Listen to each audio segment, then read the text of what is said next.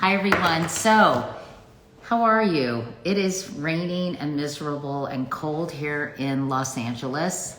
We came here to escape the frigid weather in New York.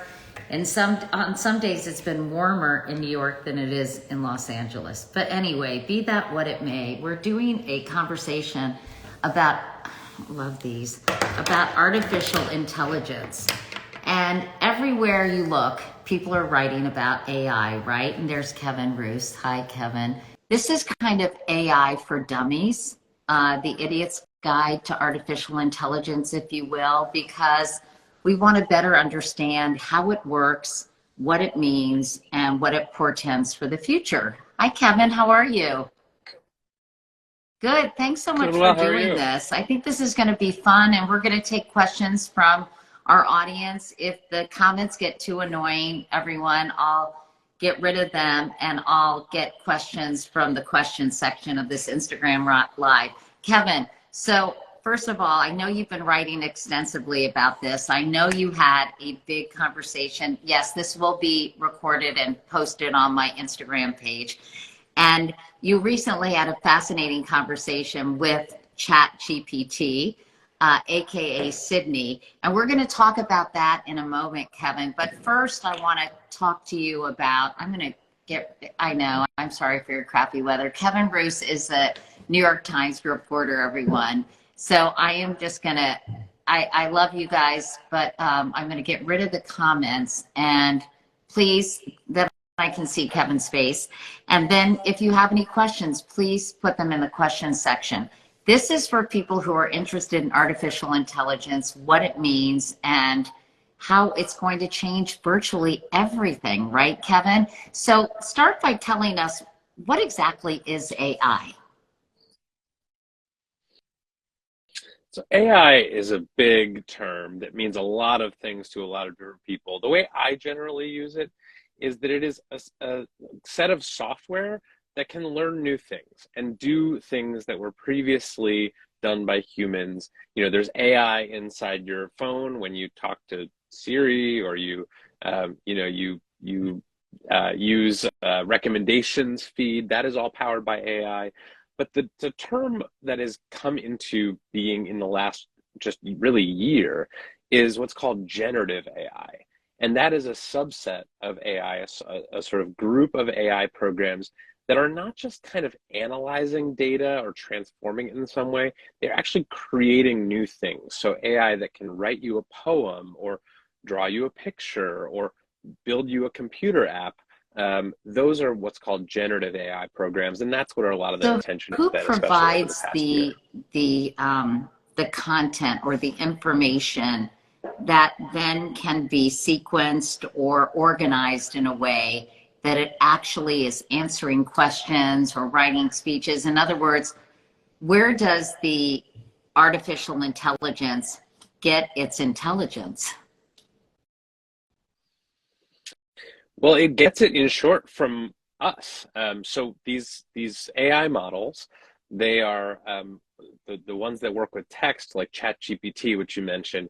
They are built by basically ingesting huge amounts of text, billions and billions of words pulled from websites, from newspapers, from books, from magazines, from chat rooms, from everywhere you can imagine. You take all of this text and you put it inside something called a neural network.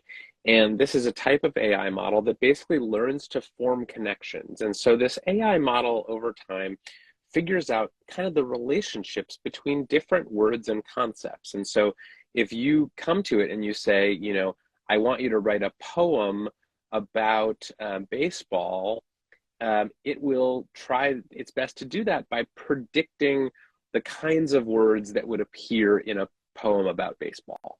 And it does that with pretty good accuracy sometimes. And so it's able to have these kind of long conversations, but also to do things like write essays for students in school, or to build sales presentations for people in their jobs. It's really So, become capable of so doing it's a lot. it's it's pretty good at it. What isn't it good at? Where are the holes in its ability to really do these things well? And is its ability, its intelligence likely to only grow and be perfected as some of the kinks get worked out?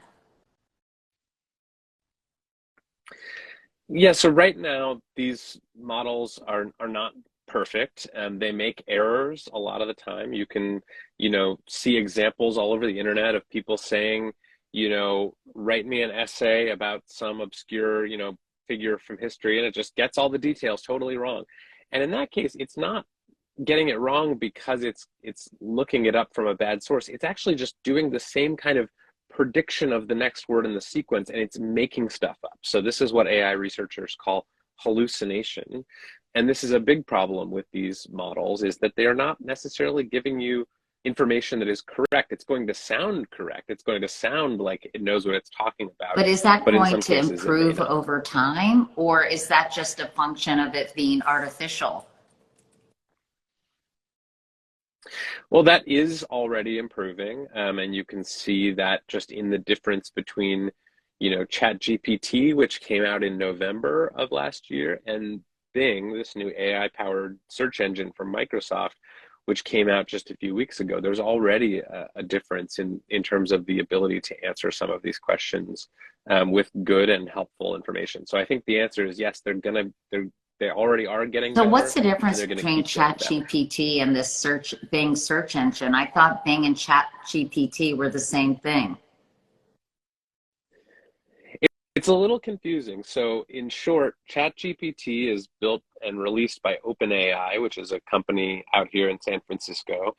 And OpenAI also works with Microsoft and built a system to plug into the Bing search engine that is sort of the next evolution of ChatGPT. So, ChatGPT came out in November from OpenAI. Microsoft Bing relaunched just a few weeks ago with technology from OpenAI inside of it, but Got it's it. not So exactly the same Microsoft as isn't the ChatGPT. only company, obviously. We saw Google rush its product, which is called Bard, and there are other ones as Yep, well. Bard. Talk about sort of the big players in this space. Yeah, the big ones are some of the ones you've just named. So, OpenAI is the makers of ChatGPT, and they're also working with Microsoft. They received a $10 billion investment from Microsoft just recently. Google is one of the big players in this space. They have been at it for the longest. They have a lot of very, very smart engineers and experts in AI working there, and they've also been investing in this area heavily. Meta, or Facebook, is another company that's spent a lot of money developing AI systems. And then there are some smaller players and players actually outside the US So let's who are talk doing this about as well. first the positive side of Chat GPT and AI, and what would you call this as a broad sort of uh, uh, category of tech? What would you just call it? Generative AI. Generative Okay. AI would usually be what I would, What would you say yeah. are the positive ramifications of generative AI? Well, for one, I think it's going to be amazing for people to unlock creativity. So I am a horrible artist. Like I cannot draw. Like you ask me to draw, I'm the worst person to have on your team in Pictionary. Like I do not do well at anything involving drawing. But with these new AI apps, I can put just some words into a text box and say, draw me a picture of, a puppy roller skating on a rainbow or something, whatever it is, and I can get back a really good piece of art in just a couple seconds.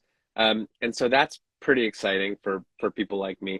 I think another thing that's exciting about it is using them for learning. So I have been trying this out with ChatGPT for a couple months now, and every time I have something that I'm trying to understand, like a concept or some new topic I'm reporting on, my first step is to go to ChatGPT and say, explain this to me.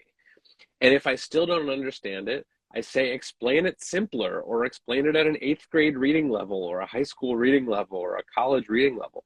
And it can do that. And is it always right? No, but it's pretty good. And so I've been able to use that as kind of my own little And personalized why is AI that tool. better than, say, Googling something and looking at a variety of articles that you could read?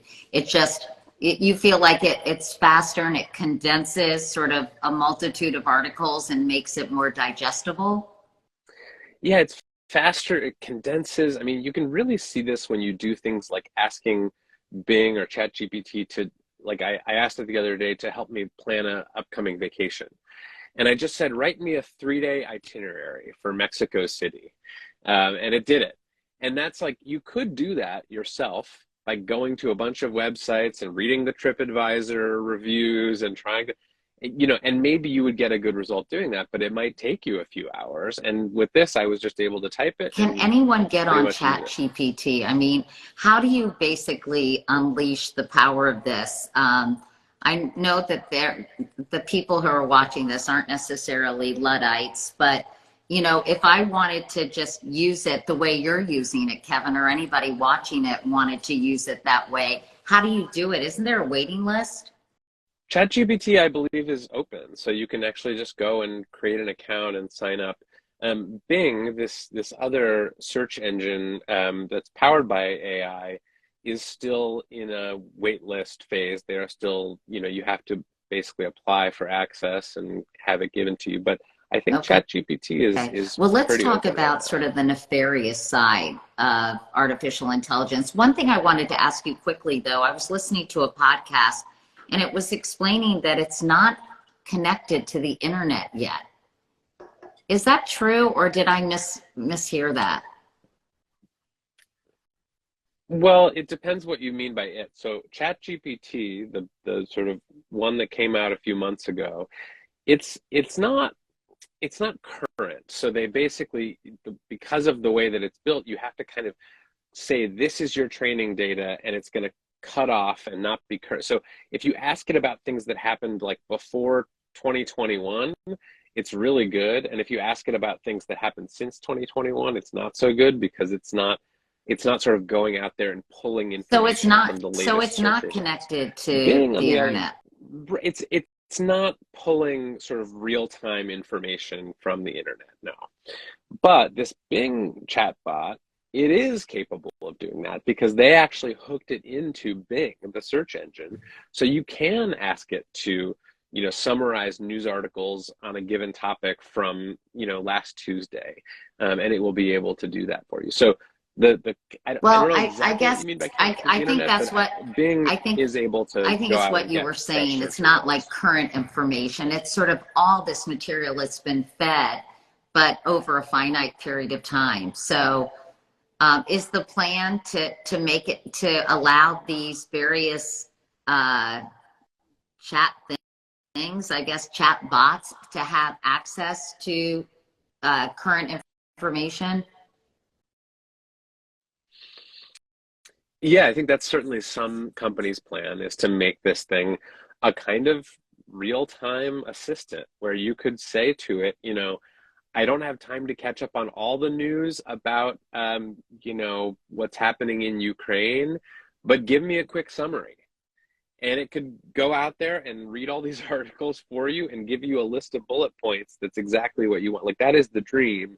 And I think that is actually possible All right, using so some of let's talk today's about, as I technology. said, the negative sides of this because it sounds a little scary in some cases, and we can talk about that in a moment. Before we talk about the really scary shit, Kevin, let's talk about jobs, which is also pretty scary for people.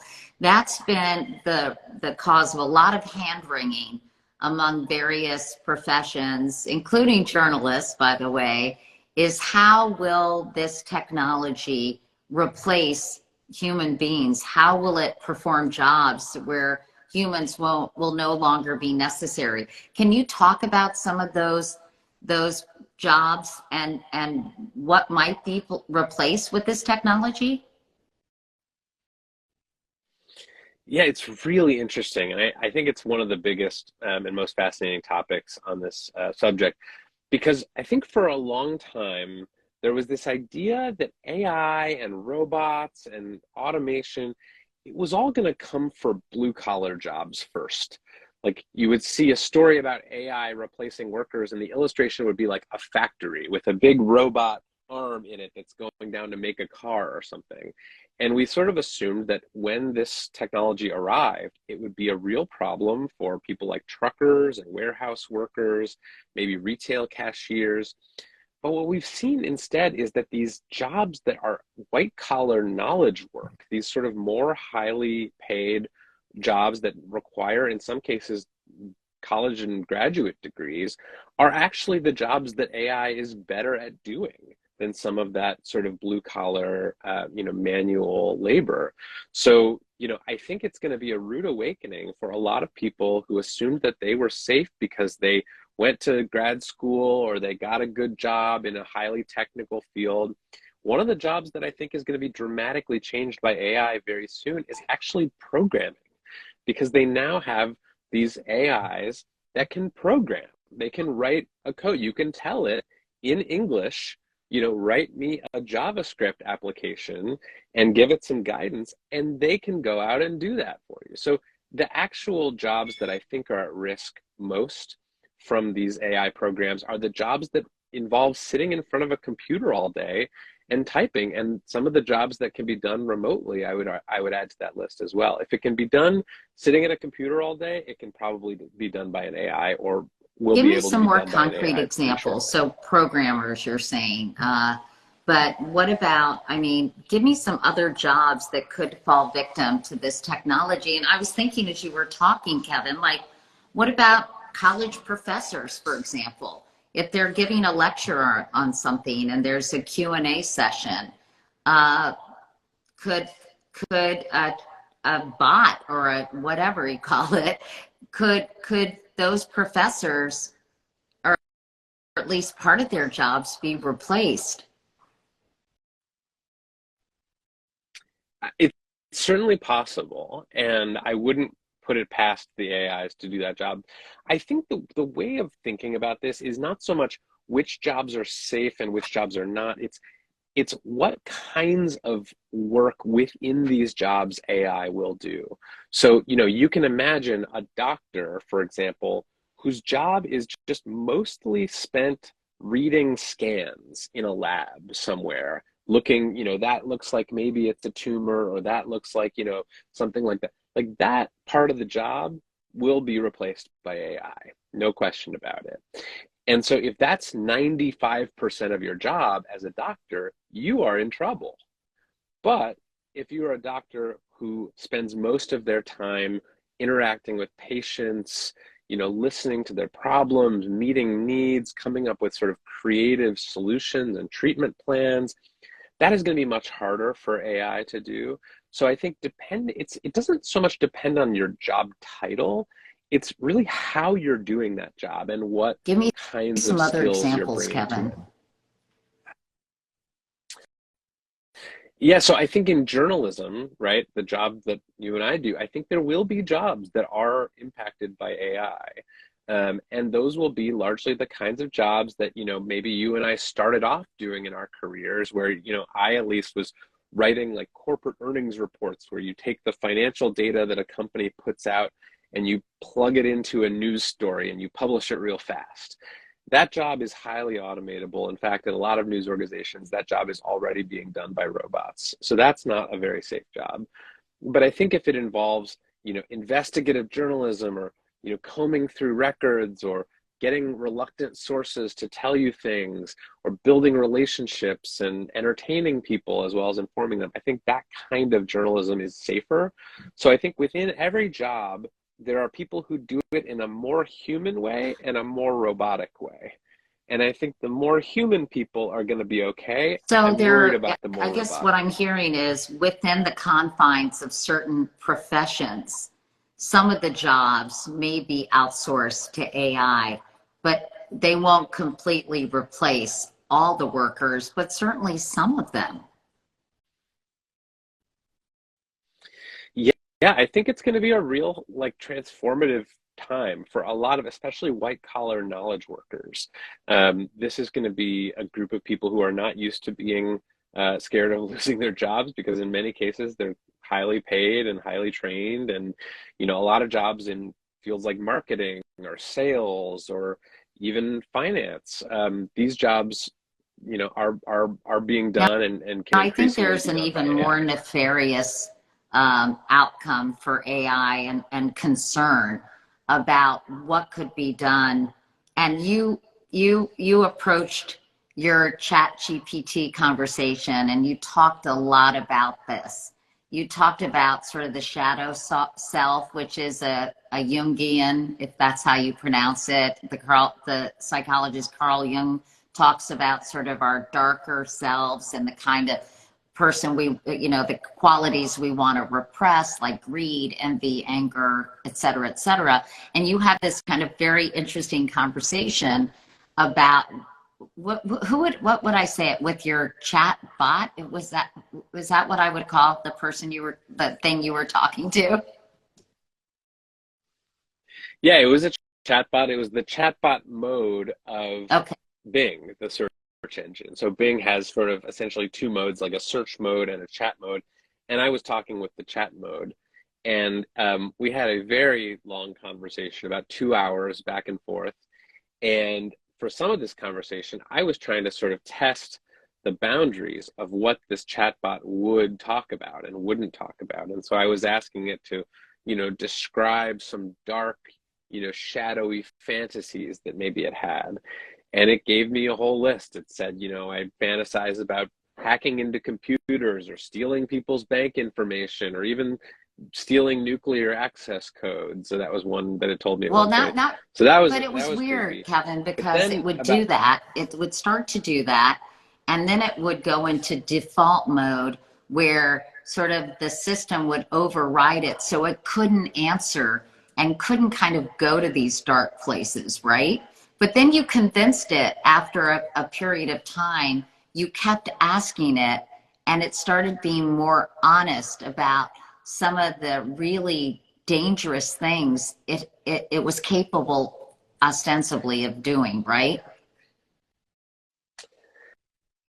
Yeah, and I think we should be careful with words like capable, because these chatbots, they're not actually capable of doing these things, right? They can't steal your Wait, bank but information. They wait a can't second, launch hold on. nuclear I'd like weapons. to All just they, challenge you on yeah, that. Right now, they couldn't. But if this technology right now got they into could. the Yeah, wrong sure. hands, could it wreak havoc in some of the ways you just described? It's theoretically possible, but right now we are just talking about a word prediction machine that can talk convincingly about subjects like how it would like to hack into people's banks and take their money, but it can't actually do that. So I'm not saying it will never happen. I'm just saying for right now, I want to be very cautious in claiming, that these things can go out and wreak havoc, because Yeah, right and now all I they're don't doing is want to be talking. alarmist, So but you did write, Kevin, that your chat was Sydney, and that's what the chatbot said its name was, left you with a foreboding feeling that the world may never be the same. And you were deeply unsettled. You were concerned about factual errors and that you were legitimately worried that this tech could actually influence human behavior and convince users to do destructive things. So again, I'm not being like hair on fire, but I just want to be clear about some of the scary aspects of this technology. absolutely. And I think that's an area where I think I am scared. Not that the computers are going to go rogue and, set off nuclear weapons, but that they could influence people. That, these chatbots, they're very compelling. They're very convincing, and people form emotional relationships with them. And if you are a person who is lonely or depressed or has some dark fantasies of your own, and all of a sudden a chatbot is telling you, like, yes, do that, or that would help, or that would be a good idea, and it's sort of prodding you, I think we could get into a Right, really dark place, not because the computers are being destructive, but because they're talking with humans in a way that persuades them and right. manipulates them into doing And maybe destructive going things. one step further, if there's sort of evil forces that are trying, I mean, we just don't know how in you know all the many ways this technology could potentially be abused, not just by lonely people, but by entire nation states, right? Totally. I mean, if you are a government that wants to spread propaganda on a massive scale, I mean, you don't have to, just a few years ago, you would have had, if you were Russia or something, you would have had to hire a bunch of people and build a troll farm and have them all spend all day, pumping out fake Facebook posts and stuff like that. Like, that can all be automated now. You can have your own troll farm pumping out, massive amounts of misinformation and propaganda very easily and very cheaply. So that's where I think the government's angle is going to be interesting very quickly. Is less around using these for sort of weaponry, but it's more just like the fact that it allows you to automate the industrial scale production of any kind of information, good information or bad information. That's where Okay. I think We've got could a be in bunch of trouble. questions, Kevin. Let me just, uh, what are your biggest concerns about here? I can actually make this show up on the screen. I love that, except it covers your face. I apologize. What are your biggest That's concerns? okay. That's not true. You're not Oh, and missing I want much. to ask you about how Sydney kind of was like flirting with you and all that weird stuff. I don't understand what that was about. But what are your biggest concerns about AI for consumers versus for businesses? Yeah, I think for consumers, it's this issue of persuasion and manipulation. I think that these things could be really destructive in the wrong hands. For businesses, I worry that businesses are going to run into this with a mentality of we have to move fast and break things, right? That was the big mantra during the last wave of technological disruption. It was a bunch of companies that went, who cares what the consequences are? We're just going to move fast and break things. And all of a sudden they move fast and broke things. And we've been picking up the pieces ever since. And so I worry that the companies that are deploying this technology and building it are not doing the kinds of safeguarding that they need to be doing, that they're being reckless and moving too fast. And that's not, I didn't, I invent was that going to worry. That's a say, worry that lots of people I have, was but going I to think we're really say, starting I to don't see think it these accelerating. companies have ever, safeguarded anything. It's sort of the technology has always superseded the ethics of the technology. And this could be, that this could happen on steroids when it comes to AI. Someone asked, can we talk about the ethics of using this in mental health or medical field? Yeah, it's a great question because I do think and maybe this is going to sound a little crazy after this, encounter that I had with Sydney, but I do think these chatbots could be useful in a therapeutic or medical setting, right? If they are controlled, if they're well programmed, if they're trained and fine-tuned in the right ways. I do think that, for example, you could go to it and say, I'm having a difficult problem at work or in my, family, and I need some ways to, and I've actually used these chatbots this way. Like I've said, I have to have a hard conversation with a Really? friend about X. Can you help me? Yeah, can you help me think of some ways that I could bring that up in a way that's not going to make them defensive, or, just sort of practicing on the chatbot for the real encounter that I have to have later. So I actually think like that is going to be a big application of these chatbots, is in the kind of like advice and sort of unofficial therapy field. But that's also where they become dangerous because as we've talked about, they can be very You know, persuasive and they can tell you to do something because that's do you entirely wrong. think these chatbots have humanity or Christ? Because this is what separates us from them. And when it comes to like a difficult conversation that you need to have, um, does it have the emotional intelligence to kind of guide somebody like you or anyone, for that matter? Well, no, these chatbots are not sentient. They don't have feelings. They don't experience emotions the way that we do as people. But they have learned a lot about us through ingesting this massive amount of information, all of our books, all of our magazine articles, all of our Wikipedia pages, all of our chat logs. They have learned how humans respond to certain kinds of situations. And so they can actually be quite good at predicting, okay, if you say this thing in this tone, you're going to get this response probably, but if you say it in this other tone, you might get a better response. So I've actually seen, like, this sounds crazy, but it has become a kind of, unofficial therapist to me, not, something that I would trust. I wouldn't trust it with, who should I, marry, or like big important decisions. I would not entrust these machines with. But for That's the so little stuff, funny. they can Someone just actually be asked helpful. who should govern and police AI.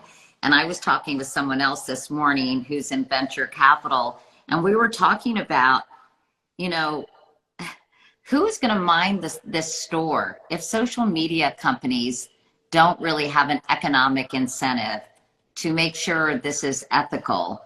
I worry that government doesn't really have the technical knowledge and understanding of these kinds of systems and technology to really appreciate what has to be done. I think you saw that in that Supreme Court, you know, discussion where they were talking about families who were collectively suing social media platforms. And it was clear that the justices were just out of their comfort zone. So I guess the question is, whose job is it to police and govern AI? I think it's governments. I think it's regulators.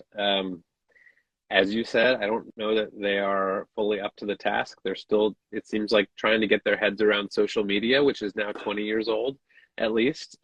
So the public sector has not moved very quickly to rein in some of the, worst potential abuses of that generation of technological advance. I don't see a lot of evidence that they are moving very quickly when it comes to regulating AI, although I think I mean, I think there's they better certainly a get role up for to them there. speed, PDQ, you know? I hope they're listening. I mean, I hope every member of the Senate is tuned into their Instagram I'm live sure right they're now, watching us right now. Hey, watching Kevin, us. somebody asked, what do we think how about, I'm adding words, about how these AI platforms could be exploiting other people's intellectual property?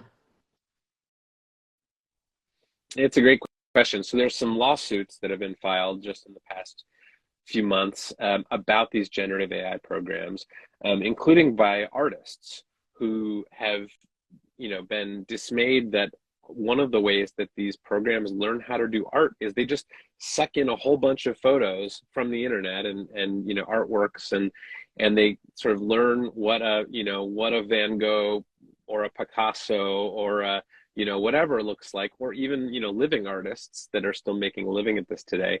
And they didn't pay for that, they didn't license in most cases, those artworks.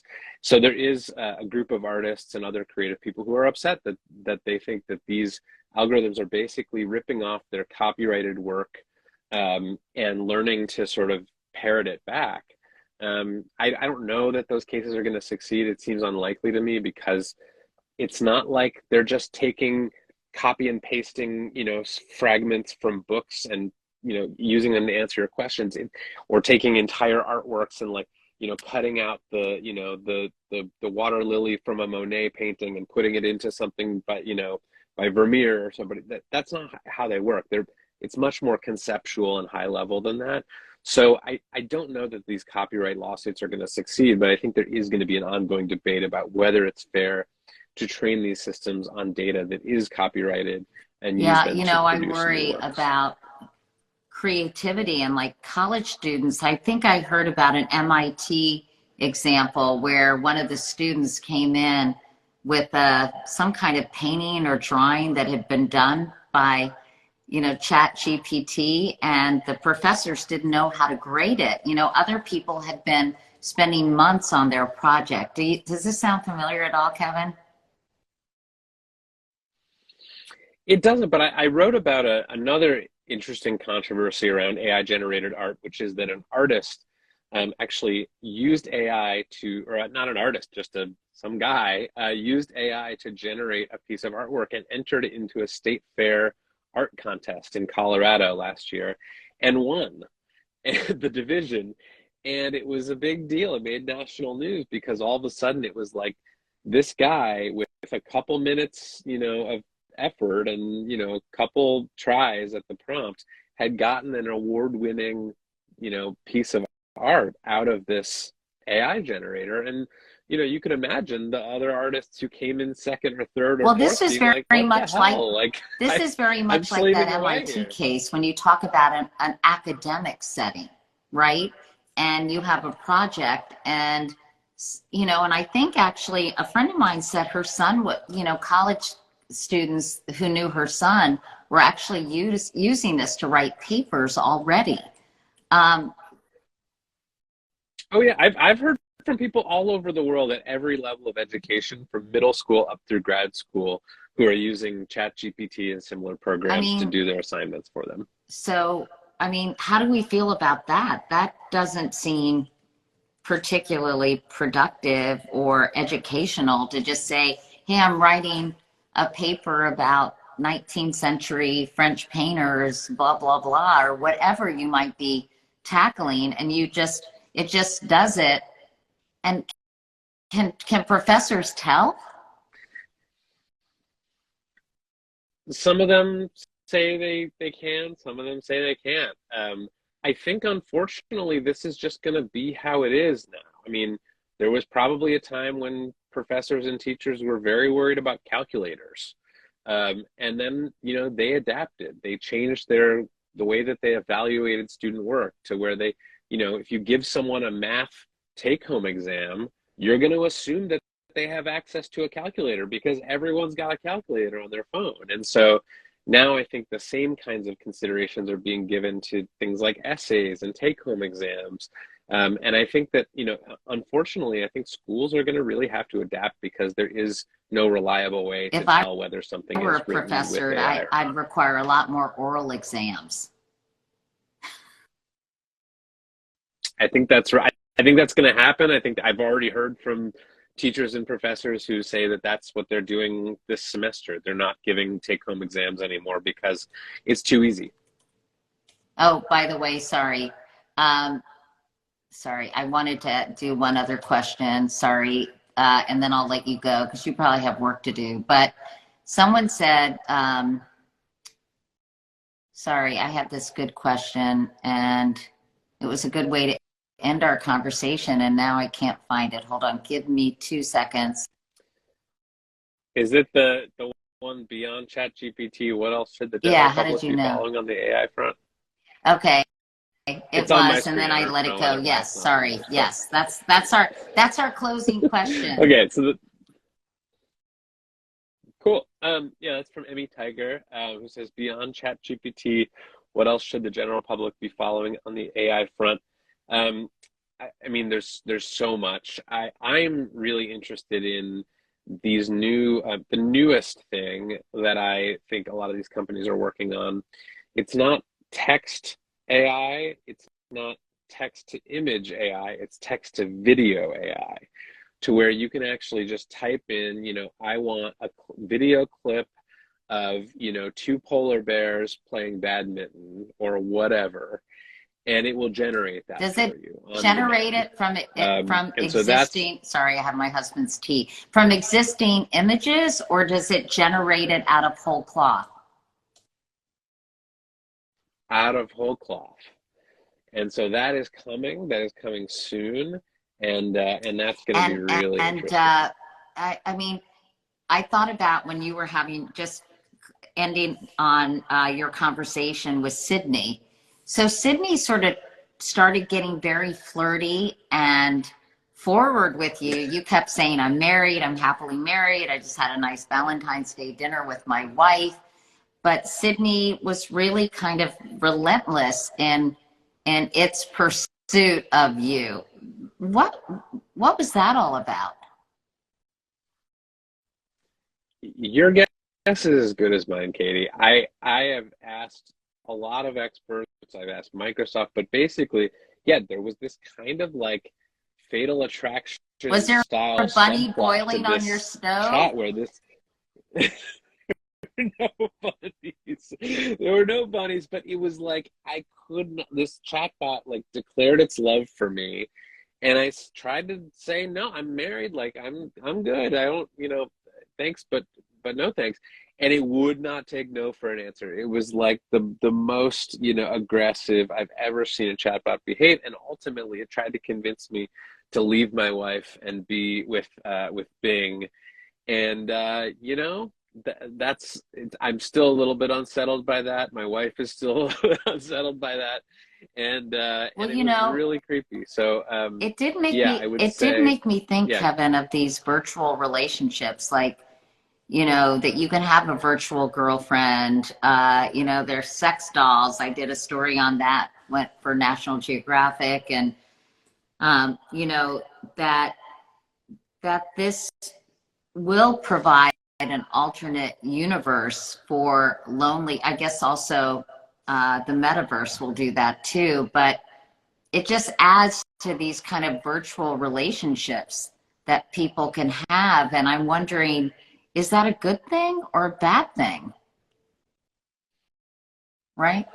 Well, it depends. I mean, if it's a good thing and you're happy with your, AI husband or your AI wife and you're not hurting anyone, like who am I to say that's a bad thing?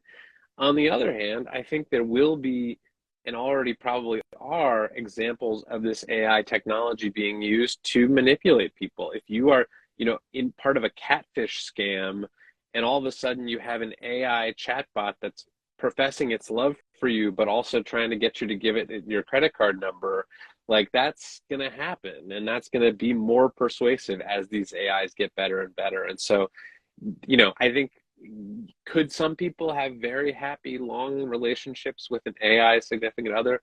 Sure, I'm sure it will happen. But I think there will be a lot more weird, one-off encounters or possible scams or just, things that end badly, It's a as my chat with strange new Sydney did. world. And a friend of mine who's sort of involved in this field said this stuff is going to be adapted in a matter of, like, it's not going to take a long time for all this technology to really permeate almost every aspect of society. It's going to happen not overnight, but really quickly.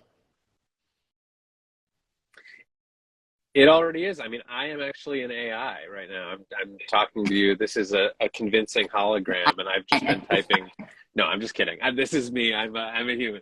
But like this kind of thing is increasingly possible. I could have just, appeared Well, by Kevin, thanks hologram for today. so much. You spent 45 minutes with me talking about this. I just want to reintroduce you to people who have just joined us. This is Kevin Roos, and Kevin is the New York Times tech columnist and host, by the way, of the New York Times tech podcast, Hard Fork. Why Hard Fork, by the way? Is that a tech term that I just don't know? It's a Okay, good. tech term. You don't need to know about Anyway, it. It's all right. thanks again for talking with us and helping us understand this. And hopefully let's stay connected, because as this technology evolves, I'm sure we're going to need another explainer IG Live.